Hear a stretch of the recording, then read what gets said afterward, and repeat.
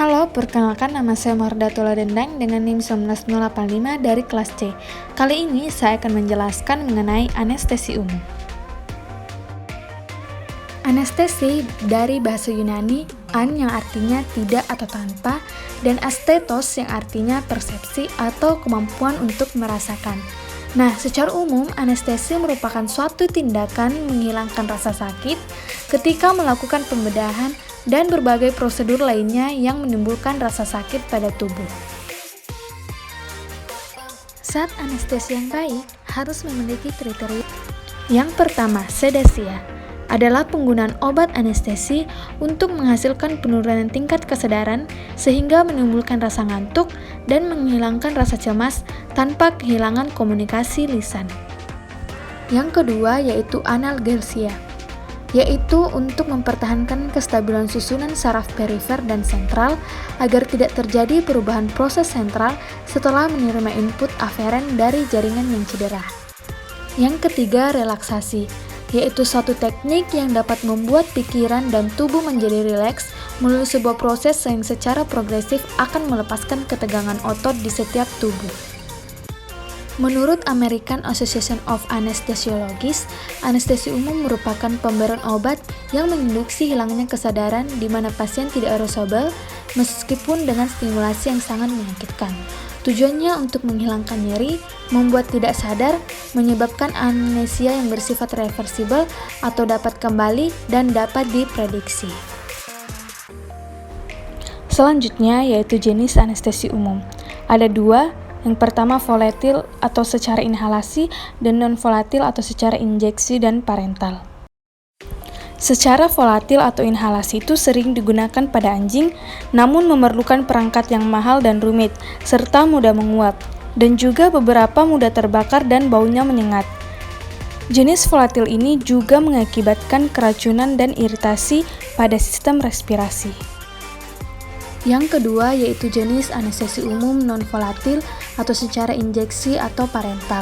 Ini ekonomis dan juga praktis, tetapi kurang stabil. Paling sering digunakan pada bidang kedokteran hewan, khususnya di lapangan. Berikut adalah golongan anestesi volatil atau secara inhalasi. Yang pertama, dinitrogen oksigen N2O atau gas gelak. Ciri-cirinya yaitu cair, tidak berwarna, dan tidak reaktif, serta bau dan rasanya agak manis. Kemudian fase induksinya cepat dan juga sedikit larut dalam darah. Anestesiknya lemah, tetapi analgesiknya kuat, dan juga bisa dikombinasikan dengan anestesik seperti halotan. Selanjutnya ada halotan.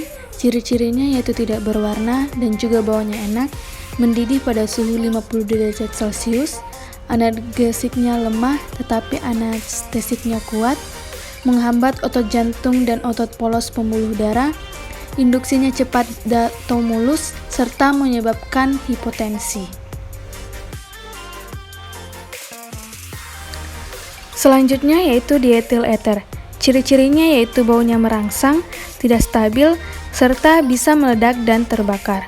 Recovery-nya lambat dan menimbulkan muntah setelah anestesi. Anestesinya relatif lebar dan merupakan pelemas otot yang baik. Kemudian isofluran.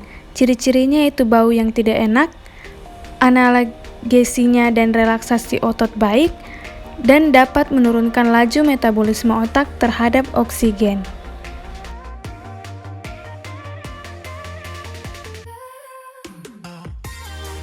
Selanjutnya ada sevofluran.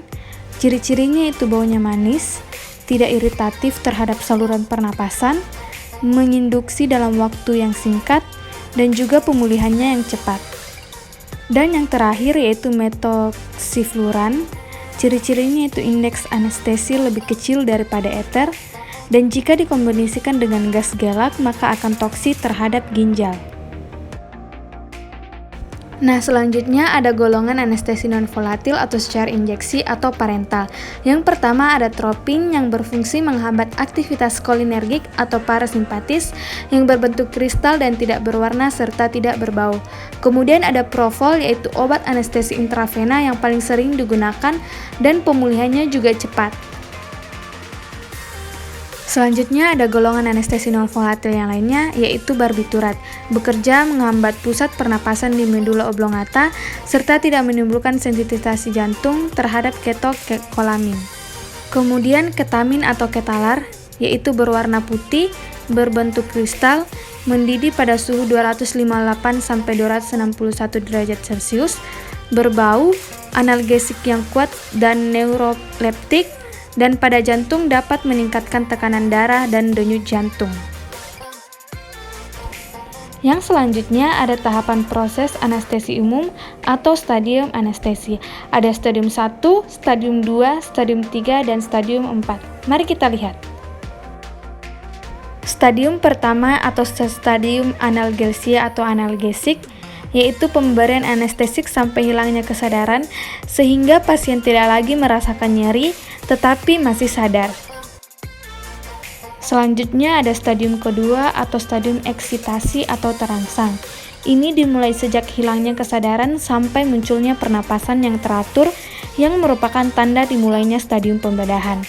Hewan tampak mengalami delirium atau sensasi dan eksitasi dengan gerakan di luar kehendak seperti meronta-ronta. Pernapasannya juga tidak teratur serta tonus otot rangka akan meningkat.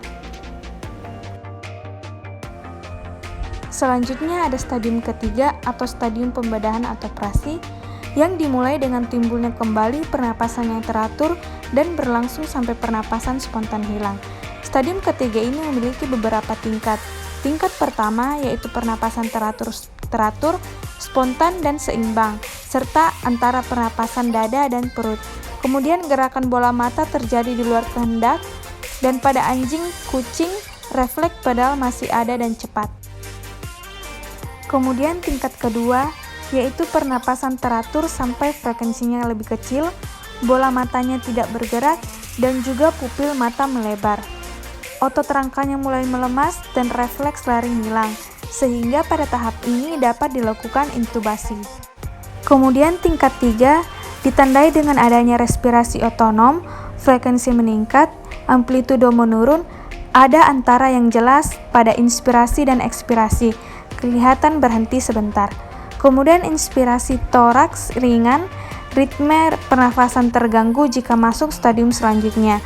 Pada anjing dan kucing, bola mata menuju ke arah tengah, refleks pedal hilang, otot abdomen relaksasi. Kemudian tingkat yang terakhir yaitu tingkat keempat, di mana pernapasan perut sempurna, tekanan darah mulai menurun, pupil sangat lebar dan refleks cahaya juga hilang. Selanjutnya yaitu stadium 4 yang terjadi di paralisis medula oblongata yang dimulai dengan melamanya pernapasan perut dibanding stadium 3 pada tingkat keempat, serta tekanan darah tidak dapat diukur karena pembuluh darah yang kolaps dan jantung berhenti berdenyut. Hal ini dapat diatasi dengan alat bantu pernapasan dan sirkulasi. Selanjutnya yaitu cara pemberian anestesi umum. Yang pertama secara intravena, yaitu memasukkan obat langsung ke dalam pembuluh darah secara parental. Pada kuda dan sapi, penyuntikan dilakukan pada vena jugularis. Pada babi dilakukan penyuntikan pada vena auricularis pada telinga sebelah luar. Kemudian pada anjing dan kucing pada vena cephalica, dan pada domba atau kambing pada vena cephalica atau vena jugularis. Terlihat pada gambar di sebelah kiri, yaitu lokasi dan cara suntikan intravena pada vena cephalica. Kemudian pada gambar sebelah kanan terdapat suntikan intravena di vena jugularis kuda dan cara memegang spuit. Cara pemberian anestesi umum yang kedua yaitu secara inhalasi, terdiri dari 4 metode. Yang pertama, open drop method, yaitu meneteskan zat anestesi pada kapas yang diletakkan di depan hidung penderita sehingga kadar anestesi yang dihirup tidak diketahui. Yang kedua ada semi-open drop method, hampir sama dengan open drop, hanya saja untuk mengurangi terbuangnya zat anestesi maka digunakan masker. Yang ketiga yaitu semi-closed method, yaitu cara kerjanya memberikan zat anestesi bersamaan dengan oksigen yang dapat ditentukan kadarnya. Yang keempat yaitu closed method, yang cara kerjanya hampir sama seperti semi-closed, hanya saja udara ekspirasi dialirkan melalui NaOH yang dapat mengikat CO2, sehingga udara yang mengandung anestesi dapat digunakan lagi. Yang terakhir yaitu kelebihan dan kekurangan dari anestesi umum. Kelebihannya yaitu tidak membutuhkan alat dan tabung gas yang kompleks, kemudian pasien tetap sadar dan kooperatif, dan tidak ada penanganan pasca anestesi. Kekurangannya yaitu menimbulkan rasa gatal atau demam. Kemungkinan ini tidak bekerja dengan baik pada awal penggunaan, dan beberapa obat merangsang kelenjar pituitari yang dapat meningkatkan sekresi antidiuretik hormon atau ADH. Sekian dan terima kasih, semoga penjelasan saya bermanfaat.